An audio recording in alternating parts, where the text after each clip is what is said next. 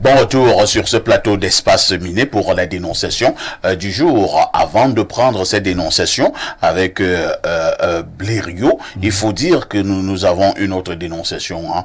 Je vous donne juste un petit aperçu. Nous y reviendrons demain pour un peu plus de détails. Une fois de plus, le quartier Ifoulane à Yaoundé est au zénith de la scène. Après ce monsieur qui est couché avec ses enfants, ses petites filles et ses nièces et tout ça, le quartier Ifoulane a remis ça.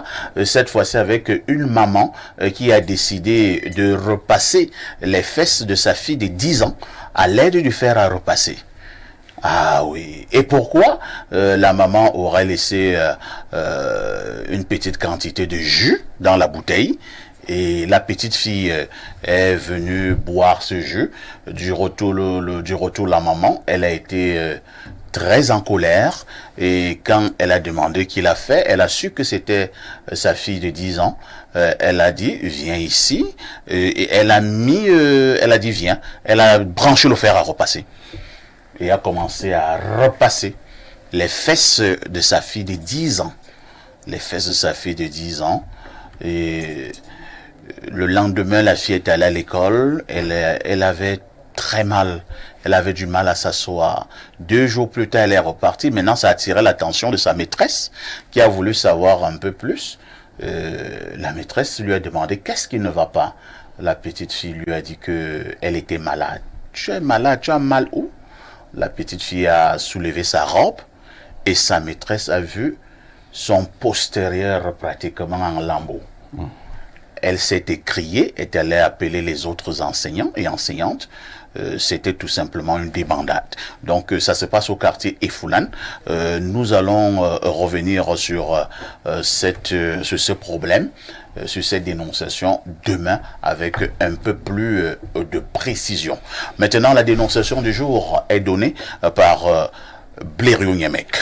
Parfait, ici vous excuserez parce que je serai obligé de la lire carrément. Il n'y a pas de souci. Je viens de la recevoir, mais elle est dans la même veine que celle que vous venez de faire, malheureusement. Alors l'histoire est celle d'une petite fille nommée Lisette Claudia. Il paraît qu'elle fait déjà le tour des réseaux sociaux, elle est devenue virale. Les images sont insoutenables et fendent le cœur. Autrefois nommée la Messie Claudia, originaire du Nord Cameroun, elle a été enlevée par son père et adoptée ensuite par une dame qui serait en service à la télévision nationale, donc à la CIA TV.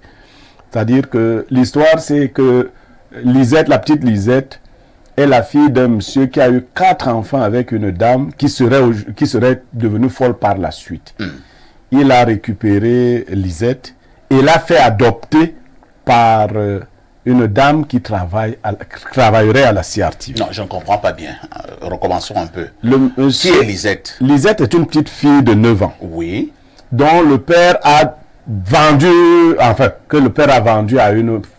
entre guillemets, fait adopter parce que l'adoption même ne s'est pas passée dans les normes de l'art. Elle serait donc adoptée par une femme qui travaillerait à la CRTV. Alors, le problème ici, c'est que Lisette, la petite Lisette, donc, subit beaucoup de sévices, au point que c'est sa maîtresse qui a observé qu'elle avait sur le corps des blessures et beaucoup d'autres choses. On dit que élève en classe de CE2 au groupe scolaire bilingue Tezango, la gamine serait, selon les informations obtenues à bonne source, victime de sévices corporels de tout genre. Son bourreau serait sans doute la deuxième maman. L'attitude étrange de l'élève a suscité beaucoup d'interrogations de la part de la maîtresse. Le comportement timide et isolé de l'enfant, la démarche ainsi qu'autre chose, ont poussé la maîtresse à appeler vers elle la petite et à associer à cela la directrice de l'école. Après avoir déshabillé la petite, la découverte sera horrible. C'est-à-dire des blessures très profondes et beaucoup d'autres mutilations. La fille sera donc transférée au centre médico-social d'Étoile, où elle est prise en charge et réconfortée après avoir été examinée aussi par le médecin. Les éléments du commissariat de sécurité publique du 19e arrondissement, apprend-on, se seraient emparés de la petite fille. À l'heure où on en est, il paraît que la petite fille serait retourner entre les mains de son bourreau. Ah bon? Oui, il paraît toutes ces choses, c'est encore des informations qui nous parviennent. Toujours est-il que le commissariat mène une enquête sur la question et la petite fille, la maîtresse qui a déclaré, qui a révélé le poteau rose est sous le coup des menaces. C'est pour cela qu'elle souhaite qu'on dénonce urgemment. Elle reçoit des coups de fil des personnes anonymes qui lui brandissent des menaces allant jusqu'aux menaces de mort. Pour avoir révélé les maltraitances dont souffre la petite Lisette. Mais on dit que pendant que la petite Lisette était gardée au centre médico-social, sa marâtre aurait envoyé des produits yaourt empoisonnés. Incroyable. Pour en finir avec cette dernière. Incroyable. Cela n'a pas eu lieu, mais la situation est quand même très dangereuse et risquée pour la petite fille. Oh là là. Eric Achille, encore, on se demande finalement qu'est-ce qui ne va plus au Cameroun. C'est affreux. Et il y a d'énormes ressemblances avec l'histoire que j'ai d'abord racontée tout à l'heure. Votre réaction? Le moins qu'on puisse dire parfait, ça c'est le reflet de notre société de ces derniers temps. Nous sommes de plus en plus dans un monde où il n'y a plus de repères, où c'est la dépravation des mœurs de manière totale. Alors moi, je me pose la question de savoir, est-ce que cette dame a réellement un enfant? Est-ce qu'elle a conçu? Est-ce qu'elle est une mère? Parce que la femme a quand même quelque chose de particulier, c'est que même si elle n'a pas enfanté, elle a des prédispositions d'être affective, de donner l'amour, de garder, de protéger la vie, de protéger les enfants. Lorsqu'une femme comme celle-là parvient à poser des actes de violence sur un enfant, des actes de torture sur un enfant d'à peu près 10 ans, de cet âge-là, je pense que c'est assez horrible. Ça, c'est d'un. Deuxièmement, moi, ça attire mon attention sur ce qu'est l'école, l'institution scolaire, avec le rôle des enseignants. Les enfants passent plus de temps à l'école qu'ailleurs. Et c'est d'ailleurs la preuve qu'il faille accorder de l'importance à nos enseignants. Pourquoi? Parce que cette enseignante-là, elle a observé le comportement de son enfant, de son élève, et elle a pu déceler des anomalies. En l'observant, elle se rend compte que l'enfant a été torturé, l'enfant vit l'enfer à la maison. Et c'est assez délicat. Donc, il faut saluer cette enseignante. Et moi, je pense que rien ne va lui arriver. Même ce qu'elle a fait, c'est ce que devrait faire un parent. C'est ce que devrait faire quelqu'un qui a un brin d'humanisme. Et les services de juridiction vont se saisir du cas et ils vont faire leur travail. Donc, cette dame-là, elle est passible d'une condamnation, d'un emprisonnement pour torture à l'endroit, n'est-ce pas, d'une fillette. Maintenant, s'il s'avère que cet enfant ne soit pas réellement son enfant, moi je Ce n'est pas son enfant, c'est un enfant adopté.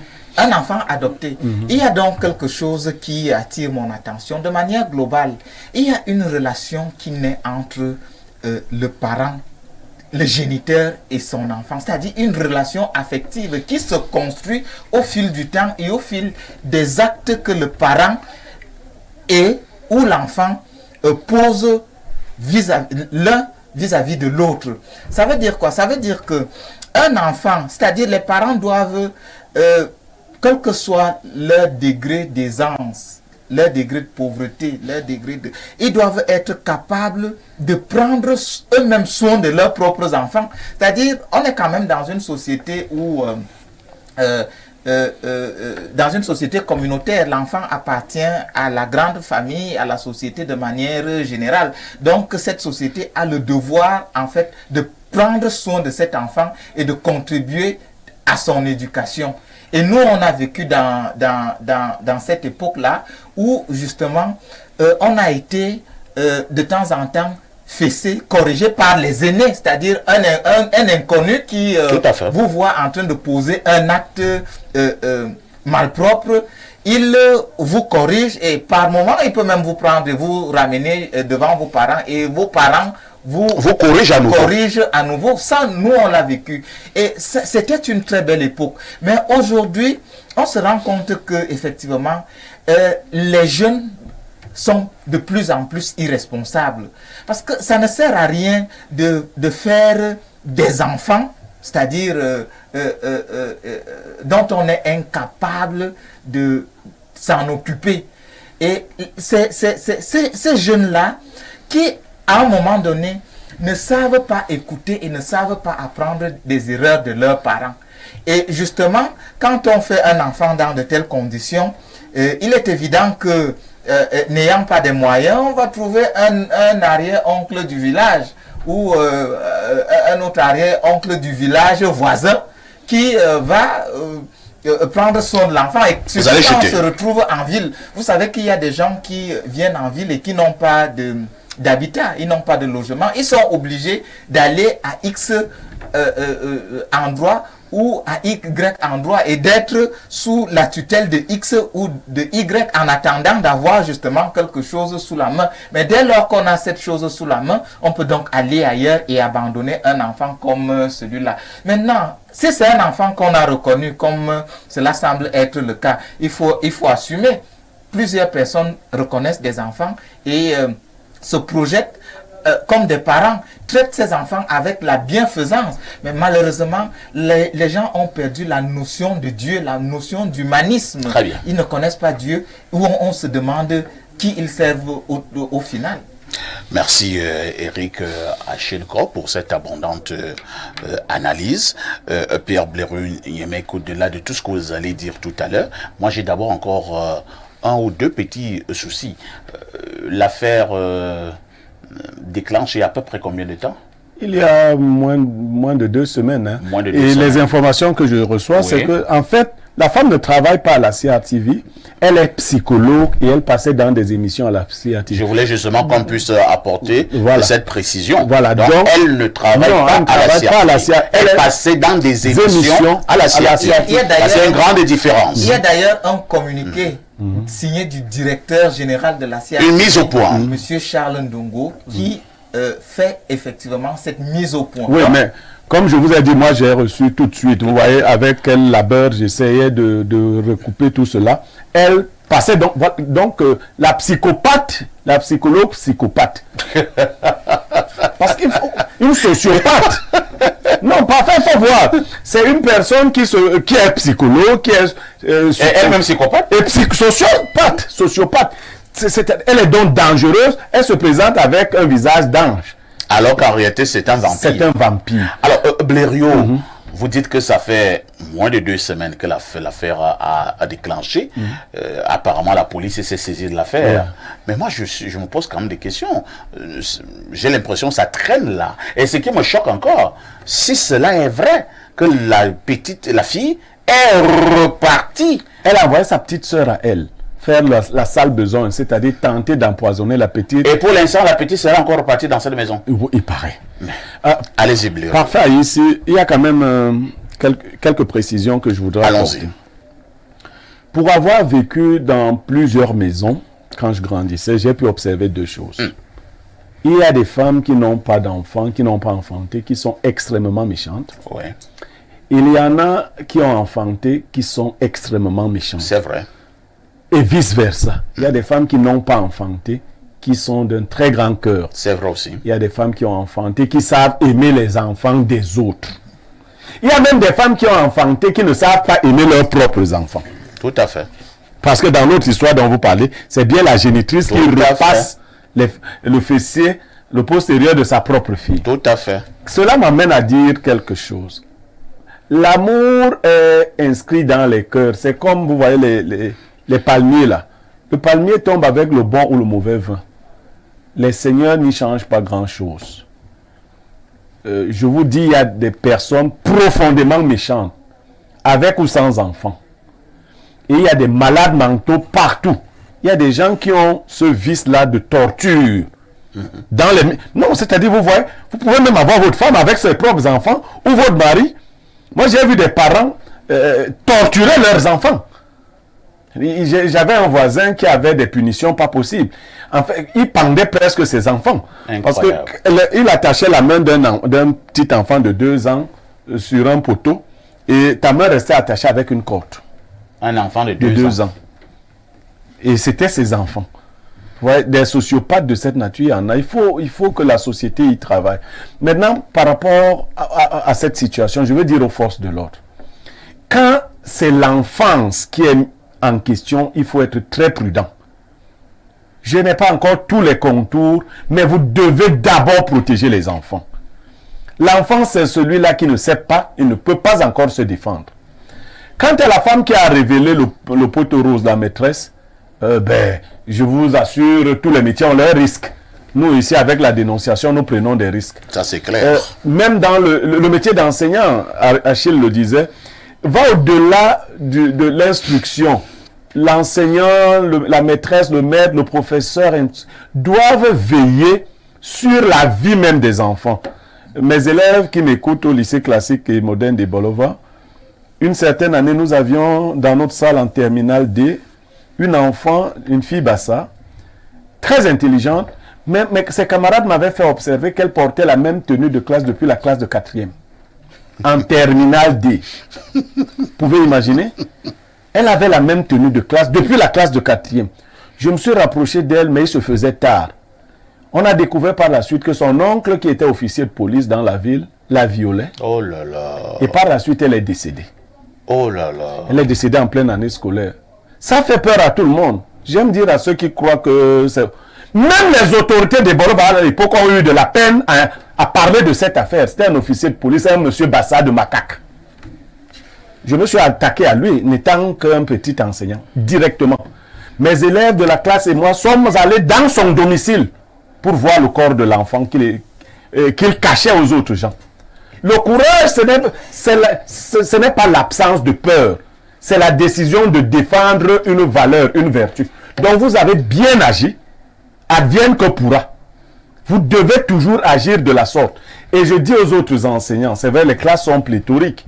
Je ne vous donne pas un cours spécifique, mais chères maîtresses, vérifiez souvent l'état physique des enfants. Parce qu'il y a des enfants que les parents tuent à petit feu. Vous voyez un enfant qui avait de belles performances scolaires qui commence à chuter, intéressez-vous à son vécu. Peut-être qu'il travaille. Les jeunes filles sont victimes de tripatouillage dans les maisons, de viols. Vous ne pouvez pas imaginer des choses traumatisantes. Ne nous limitons pas. C'est vrai que c'est difficile, mais ne nous limitons pas à la leçon du jour.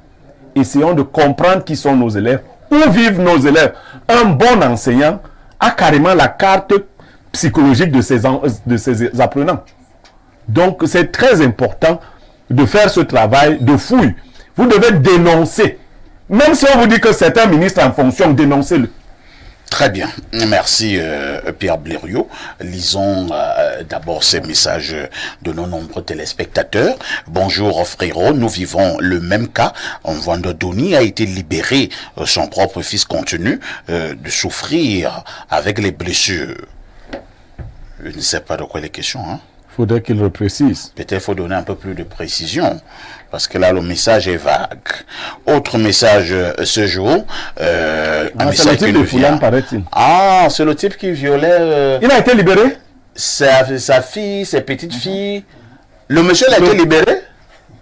Non, nous allons... Non, on va regarder l'affaire de près. Qui l'a libéré? Comment on peut libérer un animal comme ça? Quelqu'un qui dépasse Bobda. Comment on a libéré le grand frère de Bobda? Prendre des cours là-bas. Pourquoi donc on retient Bobda? Mais laissez Bobda. Le grand frère de Bobda. Non, on va vérifier. Bonjour Parfait ici et bonjour au panel d'Espace Miné. Le niveau de méchanceté et rancune dans le cours Mais Blondel, ou bien c'est votre téléphone qui a un problème depuis un certain temps. Je ne comprends pas ce que vous dites, hein. La rancune dans le cours des gens incroyables, repasser les fesses de son enfant, ils apprennent ça où? Donc, nous sommes devenus une société experte en matière de torture. Tu sauves un enfant en danger et maintenant, ils veulent te tuer pour avoir sauvé cet enfant. Il pose une question. Autre message ce jour.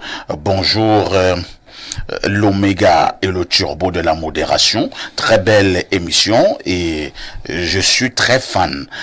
Blériot, le consultant, n'aime pas voir les gens chez lui, famille et autres. Je suis surpris ce jour d'apprendre qu'il a vécu chez les gens plus jeunes, dont eux à l'époque étaient fous. C'est bien Gérard.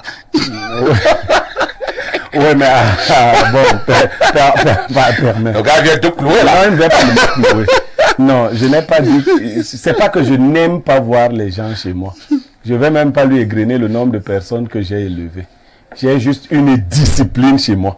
On n'arrive pas chez moi n'importe comment. Sans avertir. Et moi, je n'arrivais pas chez les gens n'importe comment.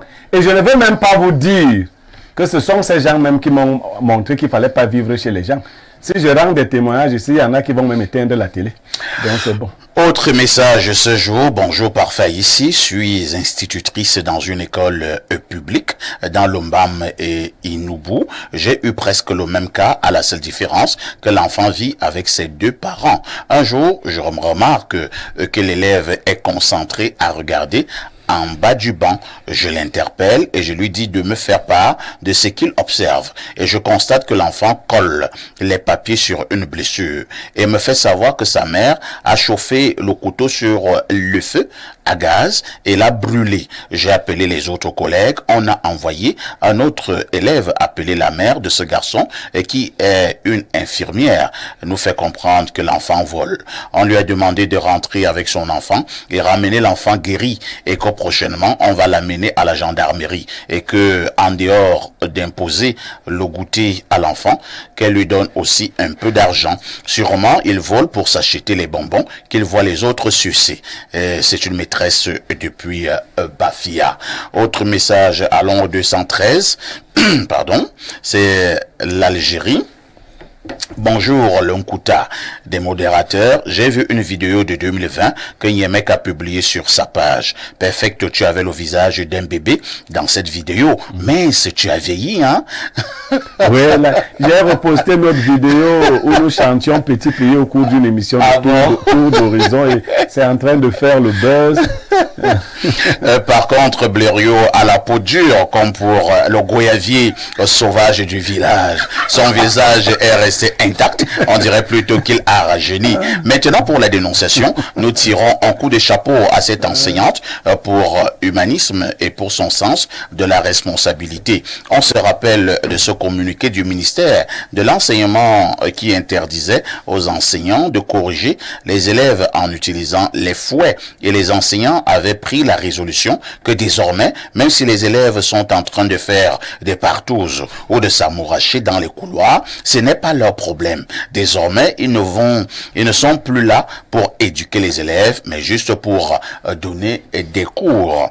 Le geste de cette enseignante doit attirer l'attention du ministère de l'enseignement secondaire, qui doit savoir que les enseignants ont aussi le droit d'éduquer les élèves et de les enseigner aussi. Cette enseignante doit être protégée et cette sociopathe de femme doit être arrêtée pour torture et jugée au même titre que les assassins de Martinez-Zogo. Je suis d'accord. On doit l'associer à l'affaire Martinez-Zogo. Autre message ce jour. Bonjour à vous sur le plateau et particulièrement à monsieur Niemek. L'histoire de Blériot à Ebola, là, j'étais le camarade de cette petite. On nous avait dit à l'époque qu'elle s'était suicidée parce qu'elle voulait une nouvelle tenue étant en terminale. Nous étions vraiment surpris. C'est la première fois que j'ai cette version que vous nous avez donnée. Et là, c'est plus compréhensible maintenant. Une histoire qui nous a perturbés. C'est Jean-Arsène Fonon depuis Ebola. Autre message ce matin. Alors, un autre message qui nous vient toujours des États-Unis, et c'est toujours Blondel, hein. Il dit cette fois-ci, Cameroun, protégeons nos enseignants. Autre message rapidement, nous prenons celui-ci. Bonjour Perfecto, juste pour te dire que je suis très fier de votre travail à Info TV. Félicitations, je ne regrette pas de te suivre depuis 14 ans. C'est Landry Echemo. Merci Landry. Autre message, celui-là de Laurent de Soie. Que dit Laurent? Bonjour parfait. Nous avions eu un cas similaire au nord-ouest avant la crise et le procureur avait ordonné de mettre la dame en cellule. Chose curieuse, c'était sa sœur francophone. Bon, qu'est-ce qui est curieux là? Mais vraiment, on est dans un monde terrible quand même. Qu'est-ce qui est curieux là? Donc les anglophones ne font pas ça. Nous sommes vraiment dans des irrédentismes barbares.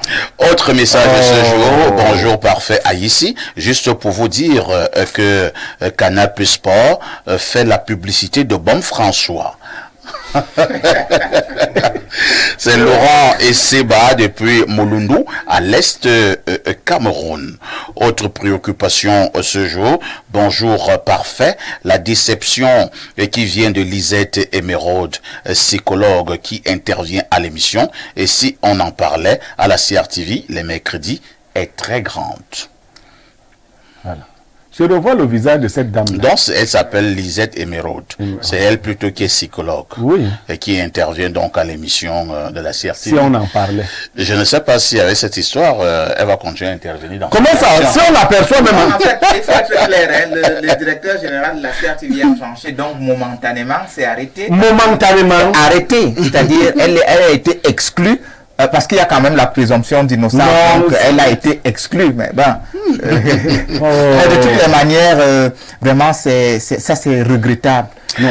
Bonjour au Promax du micro et à ton riche panel. Un bonjour particulier à Pierre Blériot pour la sagesse du jour. Et concernant la dénonciation du jour, parfait à ici, c'est regrettable pour cet enfant, mais ce sont les tristes réalités de notre pays. Cette femme doit être interpellée par les autorités compétentes. Cette femme est d'une méchanceté hors norme. Parfait à ici, pourquoi remettre cet enfant à cette psychopathe qui ne mérite pas son titre de psychologue? Bonne journée à vous.